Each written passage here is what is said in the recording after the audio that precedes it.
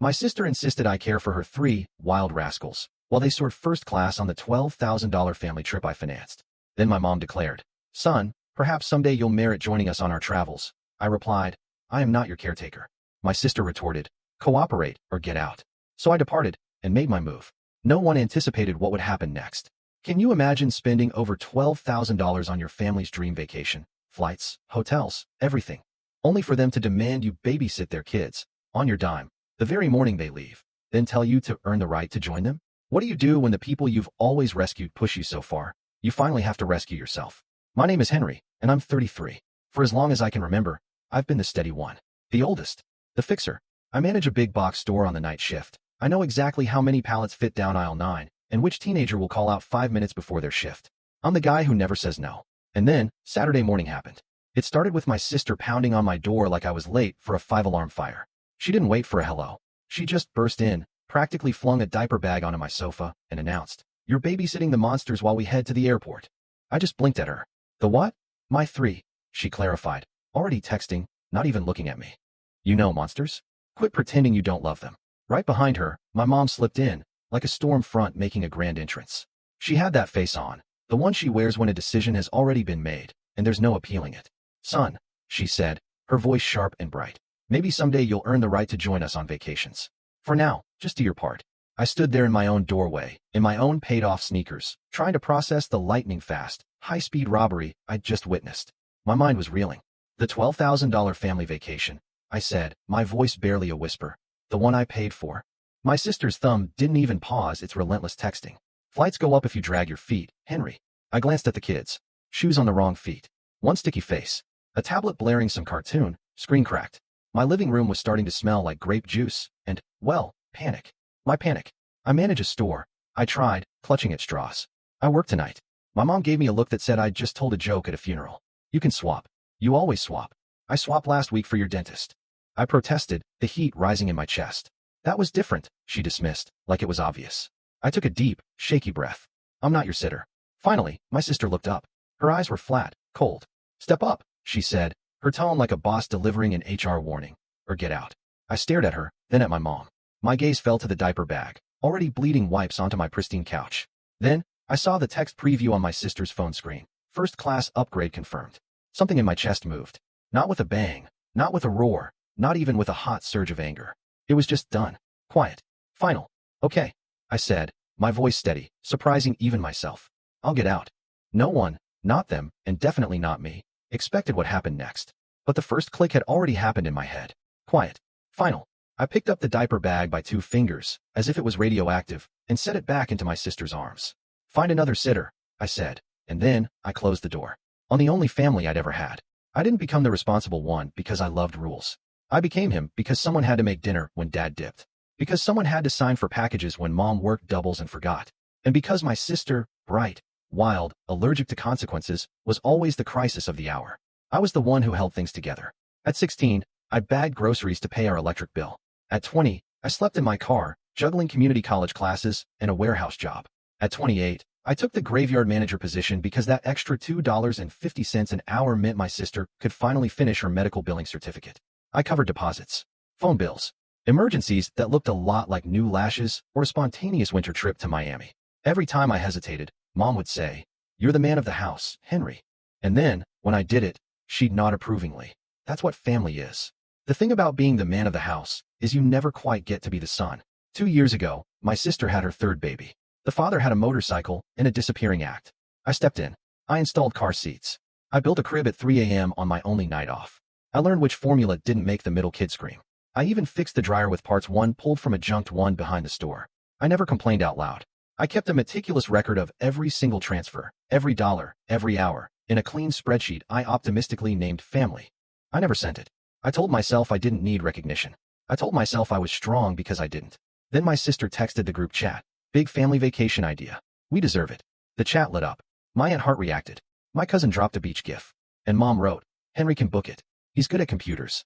I shouldn't have answered, but she caught me at work, caught between a vendor call and a pallet break. "Just hold the rooms," Mom said. "We'll pay you back after taxes." After taxes became after summer. After summer became, "Stop pressuring us, Henry. Money isn't everything." In the end, the number was $11,742, and 68 cents. Flights, hotel, a suite with a balcony for the littles. I told myself it was okay. I told myself that watching them all be happy on a beach would be worth the overtime migraines. I told myself they would remember. What they remembered was that I was a wallet. The week before the flight, my sister called me at 6:12 a.m. "I need you to watch the kids the day we leave," she said, as if we'd already agreed. "We're going to hit the lounge early. Get those free mimosas." My blood ran cold. "I work nights," I reminded her, the words tasting like ash. "I sleep mornings. I've told you that 100 times. Sleep when you're dead," she snapped. "We're flying across the country with 3 toddlers. Be a brother." Mom called before I could even sip my coffee. "Don't make things hard, Henry," she chided. "If you'd settled down by now, you'd understand how much your sister needs help. She does everything alone." I didn't say the line that burned my throat. Asterisk, she doesn't do it alone. I do it with her. Asterisk, I didn't bring up last Christmas, when I spent my bonus on a Nintendo Switch because my sister wanted the kids to have the same as their classmates. Or the time I left my shift during inventory to pick up her oldest from preschool because she'd forgotten.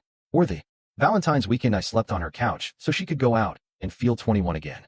I just said, "We'll figure it out." Which, in our family, was code for Henry will handle it. 2 days before the flight, I opened our family chat to find a photo. My sister's luggage, lined up at her door, matching rose gold suitcases with monogram tags. I stared at it while my microwave screamed, nuking the cup noodles I'd been eating way too often. I read the caption twice. "First class upgrade, manifesting good times." I opened my banking app.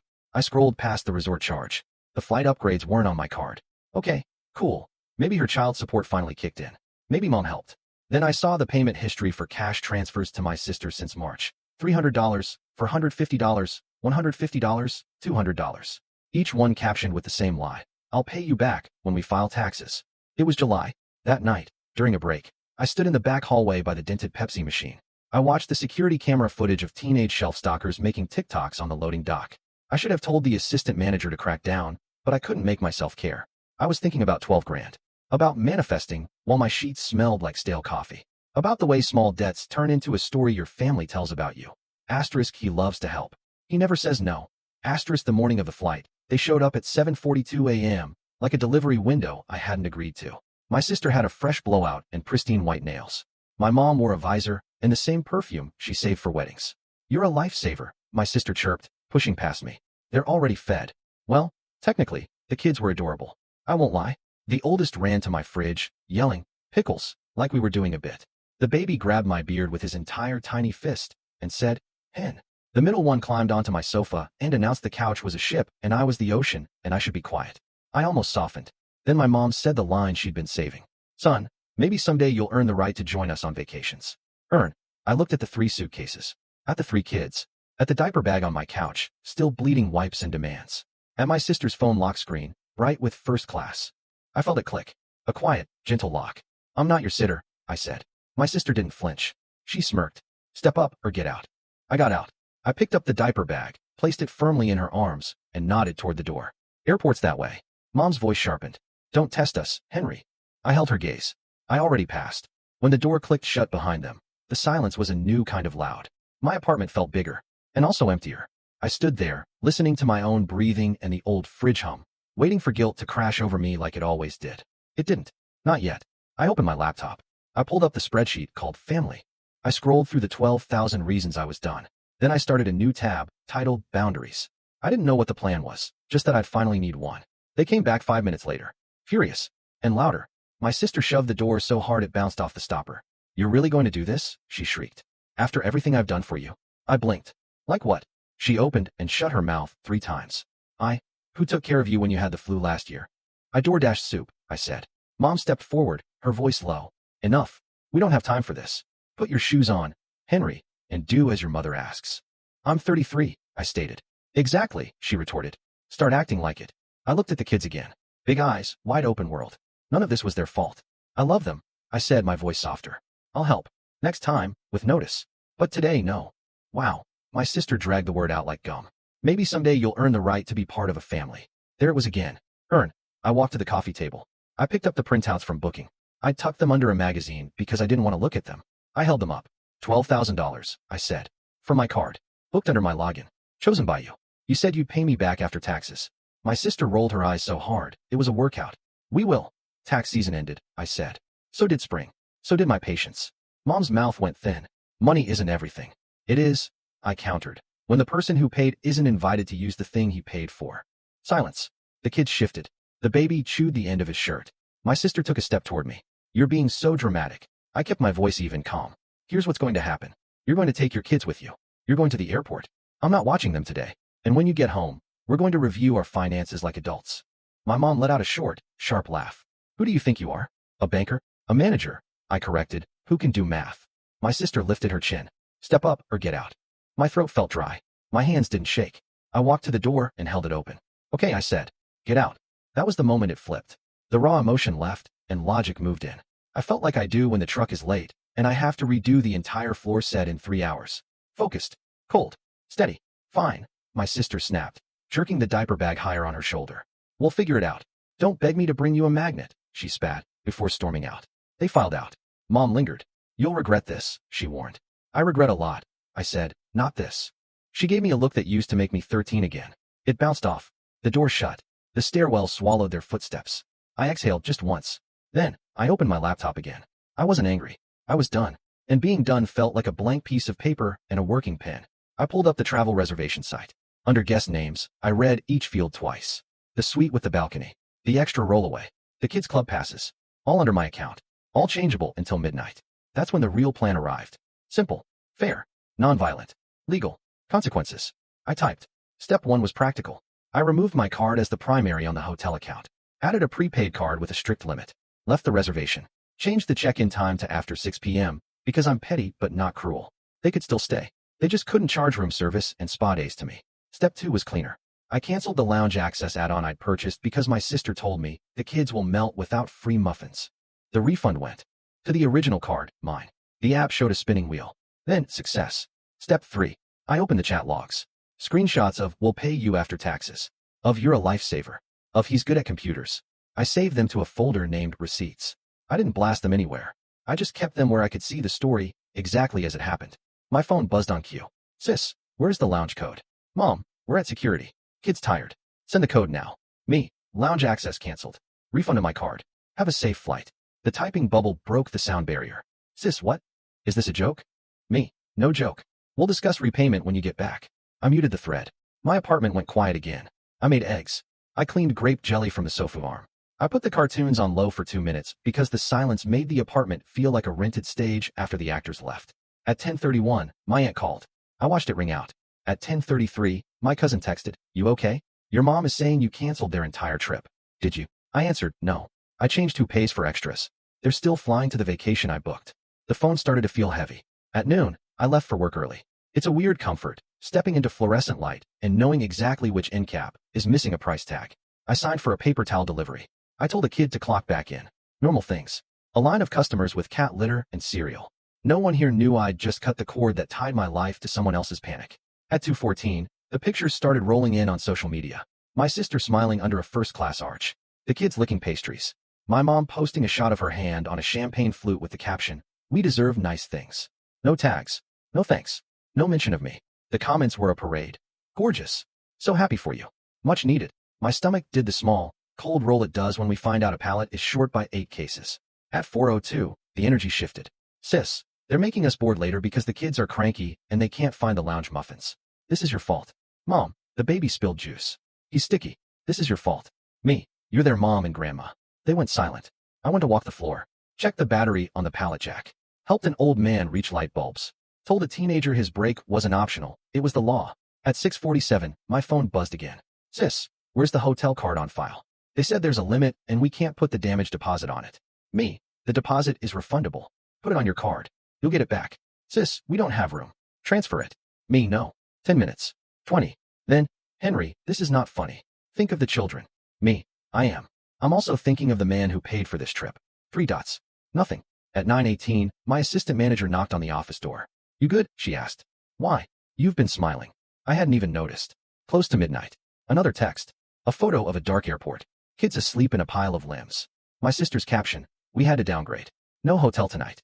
Happy. I stared at the photo. I felt something like grief try to climb up my throat. I swallowed it. Typed. I'm sorry the kids are caught in this. You can still check in tomorrow. Let me know when you want to discuss repayment and boundaries. No answer. I closed the store. I drove home through empty streets. I slept 5 hours without waking once. The next morning, I made coffee. I opened receipts. I added last night's messages. Then I did something I'd never done. I wrote out terms. Like a normal adult who wasn't raised inside a guilt machine. Repayment plan. $500 per month until balance is zero. No more last-minute childcare. 72 hours notice minimum. No insults. No, earn the right lines. If these terms aren't respected, we pause support for 90 days. I printed it. I wasn't going to serve it like a landlord. I just needed to see it on paper, not in my head. That afternoon, my sister's friend DM'd me a story I wasn't supposed to see. My sister, in a hotel bathroom, whispered yelling at her phone. He canceled our lounge passes, she said to the camera. He took back his money like he owns us. He thinks he's better because he has a job. The comments were a mixed bag. Some clapped. Some called me a jerk. One said, sounds like he's setting boundaries. I hearted that one. Not out loud. Day 2, they made it to the hotel. Day 3, my mom posted sunrise photos like nothing had happened. Day 4, my sister uploaded a shot of the kids at the beach with the caption, when life knocks you down, put your toes in the sand. No mention of the man whose card the sand was charged to. Fine. I didn't need a parade. I needed a plan. On day 5, while they were still gone, I did one more thing. I moved my emergency savings to a new bank. Changed every password, including the one for the family streaming accounts. Sent one last text. Me, when you get back, we'll meet. Sunday, 3 p.m. My place. No kids. We'll make it concrete. Mom, busy. Sis, guest travel day exhausted. Come to us. Me, no. My place. If you want my involvement, you come to my table. No answer. I set 2 chairs anyway. I made coffee. I laid the printed terms on the table like a menu. At 3:22, the knock came. Not dramatic. Not violent. Just there. I opened the door. Mom and my sister stood in the hallway. No kids. No suitcases. Tired. Sunburned. My sister's mouth twitched like she wanted to fight and nap at the same time. Can we sit? She said, not really asking. We sat. I slid the paper to the center. What's this? My mom said, already offended at the font. Boundaries, I said. And a repayment plan. My sister scoffed. We told you we'd pay you back. When? I said. She opened and closed her mouth. After taxes. It's July, I stated. Silence. I spoke slowly, like I do when I need a crew of teens to understand why we zone in specific order. I'm not punishing you. I'm changing my role. I'm not the default. I won't be your sitter unless I agree. I won't be your card. We can still be family, but it has to be fair. My mom leaned back, crossed her arms. We raised you to help. You raised me to disappear, I said. Quiet. Not cruel. True. She flinched. Not much. My sister stared at the paper like it might bite her. $500 a month? She asked. For how long? Until it's done, I said. We can set automatic transfers so we don't fight monthly. She laughed once, a shredded sound. We don't have $500. You have lash appointments, I said, then took a breath. Sorry, that was mean. Let's be real. If you can't afford $500, you can't afford first class. You can downgrade that and pay your brother. Her eyes flashed. Don't tell me how to live. Then don't spend my money to do it. We sat in that thick air. The old fridge hummed. An upstairs neighbor's kid thumped across the ceiling in the exact rhythm of impatience. Mom's voice softened, a trick I knew by heart. Henry, we're just trying to survive. So am I said. I'm not shaming you. I'm saying I won't go broke to keep you comfortable. My sister's jaw worked. What if we start at $200 for 3 months, then $400, then $500? I nodded. That's a start. She stared at the paper a long time. Then she did the smallest, bravest thing I'd seen her do. She reached for the pen. She signed. She didn't look at me while she did it. She looked at the table like the wood itself was judging her. My mom didn't sign. She pushed the paper back with one finger, like it had germs. I'm not part of this. You're part of the insults, I said. No more earn the right talk, ever. If I hear it again, I leave the conversation. Every time. She stood like a verdict. You children think you invented boundaries. We called them respect. Then respect me, I said. She left without slamming the door. My sister lingered. I'll try, she said. It sounded like a dare she was giving herself. I believed her. Not because of the pen, but because of the way her eyes looked when she said it. Tired. Ready. The first transfer hit my account on the 1st of the month. $200.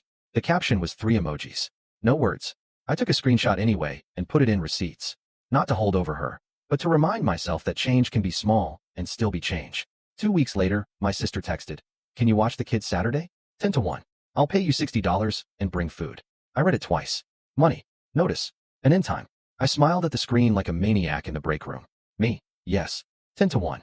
She showed up at 9:55 with a bag of breakfast tacos and a wrinkled $20 and 2 tens. She counted them out like rent. I almost said, don't worry about it. I didn't. I took the cash. I put it in a jar by the microwave labeled Kid Chaos Fund. It felt weird. It felt right. The kids were amazing for 2 hours and then feral for 1. At 1:03, she came back, breathless, cheeks pink, holding a receipt from the nail place. A fill, not a full set. Progress. She hugged me quick, awkward. Thanks. After they left, my apartment smelled like syrup and victory. I cleaned the couch with real cleaner. I opened the window. I didn't feel used. I felt like an uncle. That night, Mom posted a quote on Facebook about honoring parents. No names. I didn't take the bait. I watched a movie and didn't share my login. At work, I stopped volunteering for every emergency shift. I told my assistant manager to take the lead on the end cap reset, then actually let her. She nailed it. I took a Saturday night off and went to a minor league baseball game by myself. I ate an overpriced hot dog and sent a picture of the fireworks to nobody. Sometimes the emptiness came. It didn't drown me. I wrote. I cooked. I slept. 1 month turned to 2. The transfers kept coming. Sometimes late, sometimes split in 2, sometimes with a note that said sorry, sometimes with no note at all. Each time, I sent a thumbs up. Not no problem. Not all good. Just a small green light that we were still on the road. And when I saw a sale on kids' shoes at my store, I texted my sister a photo and a code and said, if you want, I can ring it with my employee discount. You can pay me later, or not. Your call. She sent back a picture of the middle kid doing a thumbs up so big it covered half his face. I didn't cry. My eyes watered because I'd been cutting onions. I don't even like onions.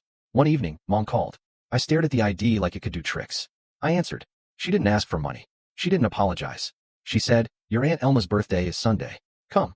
It would mean a lot to her. I waited for the hook. There wasn't one. Okay, I said. I'll swing by after my shift. When I walked in, my mom handed me a plate before she handed me a lecture. Progress. She didn't say, earn the right. She didn't say, man of the house. She talked about the weather and church and the neighbor's cat. When I left, she stood at the door like she wanted to say something else and didn't. In the car, my phone buzzed. A text from her. It was 2 words. Thank you. I put it in receipts, not the folder. My heart.